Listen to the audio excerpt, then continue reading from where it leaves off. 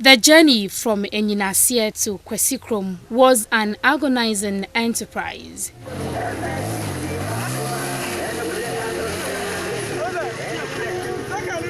After passing through lake-sized potholes, climbing and descending gully-filled steep slopes, and struggling through muddy portions, the team finally made it to Kwesikrom. Those were 4 torturous hours of mountain and on-mountain motorcycles, which, for now, remain the only means of transport to that area due to the bad state of the road. About 15,000 hard-working cocoa and food crop farmers are estimated to be living at Kwesikrom and its surrounding villages. TV Africa's quest was to explore educational infrastructure and challenges that communities in this rich yet poor parts of Ghana go through as they acquire formal education. Residents' journey to unchaining themselves from poverty through education started some 37 years ago when they used communal labor to build the Kwesikrom DA primary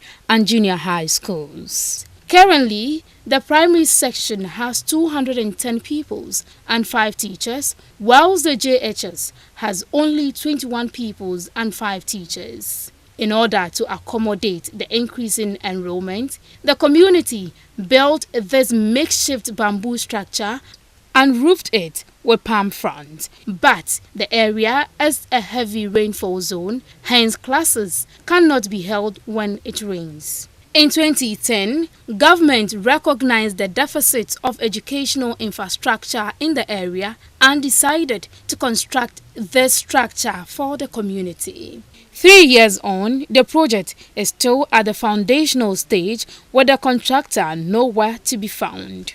Godwin Etiemu has the primary school. Edu baby medi nkola no na ta dan no a emfata nti misra ban se ombesi school dan no yede emaye. Night was fast falling. TV Africa had 3 more communities to visit, and the arduous trip back to Enyinasie was fresh on the mind of the team. But the chief of Kwesikrom, Nana Edu Bedito, would not stop pleading with the crew to visit the local kindergarten. It would have been a great disservice to humanity and to our viewers if the team failed to visit those poor kids. 150 potential future leaders were, for lack of classrooms, packed like sardines in the local Presbyterian church, which has very poor ventilation to start with. You will agree with me that it is indeed a very sad situation. 150 kids are packed in this room for their basic education. This is the Kwesikrom KG, Prince Dia, who is the caretaker of this kids. Good afternoon. Good afternoon, sir. What challenge do you go through in your attempt to impart knowledge to about 150 kids? Okay. Because the class is combined, I don't know how to deal with the syllables. KG2 have their own syllables, and then KG1 also have their own syllables. But we are all, when I try to teach them, we are all doing one syllable because of combination of the 2 classes. That's why.